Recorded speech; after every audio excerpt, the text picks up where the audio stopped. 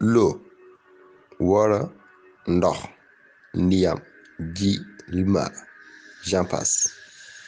Avec ces multitudes de nominations dans nos différentes langues, l'eau recouvre ainsi 72% des 509 millions de kilomètres carrés de la surface du globe. C'est ainsi qu'on surnomme la planète Terre la planète bleue. On estime son volume à environ 1400 millions de kilomètres cubes. L'eau représente 65% de notre organisme, ce qui correspond à environ 45 litres d'eau pour une personne qui pèse 70 kg. L'eau est utilisée au quotidien par tous. Et surtout ce que nous touchons autour de nous contient de l'eau ou contenait de l'eau au départ. Que ce soit dans l'agriculture, dans l'élevage, la construction, le bâtiment, dans l'industrie textile, dans l'industrie agroalimentaire, j'en passe. C'est pourquoi certains l'appellent source vitale. Car d'ailleurs, les végétaux et les animaux, tous utilisent cette eau pour survivre. Si l'on veut réellement répondre à cette question plus vieille que la planète, sur l'origine de l'eau sur Terre, il nous faudra être en phase avec les deux théories scientifiques les plus acceptées sur l'origine de l'eau sur la Terre. La première hypothèse parle d'une source interne, c'est-à-dire que l'eau et les éléments volatiles, tels que les gaz rares, l'hydrogène, le carbone, les halogènes, le soufre, sont dérivés du dégageage de la Terre d'il y a 4,5 milliards d'années.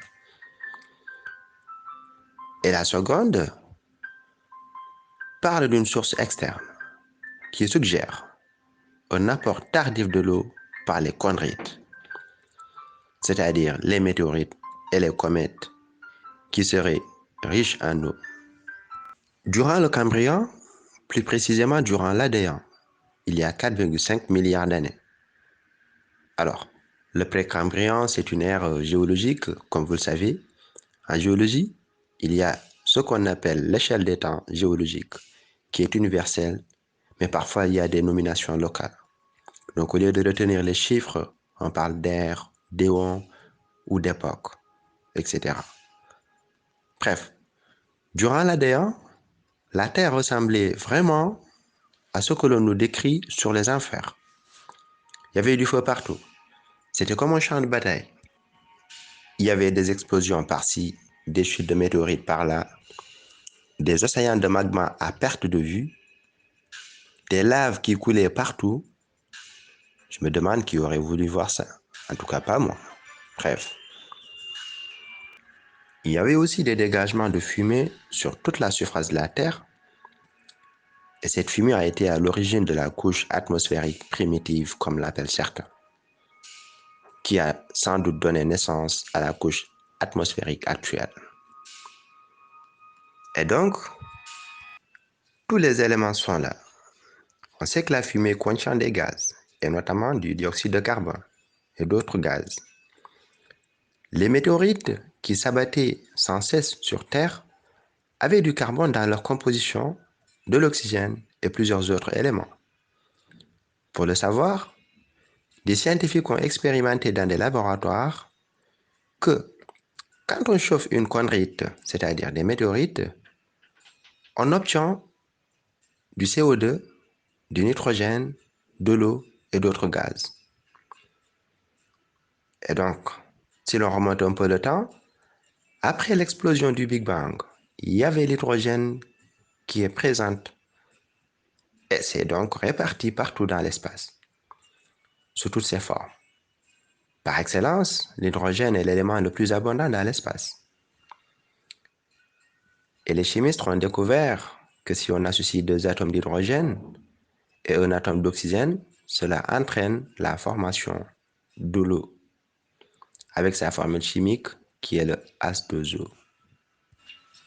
Ainsi, vers la fin du Précambrien, avec la diminution de la température, la vapeur d'eau présente dans l'atmosphère, qui a été à l'origine d'une couche nuageuse épaisse autour de la planète, s'est peu à peu condensée. Aussi, pendant des millions d'années, un déluge de pluie torrentielle, des plus acides et des plus chaudes, se sont abattus sur Terre.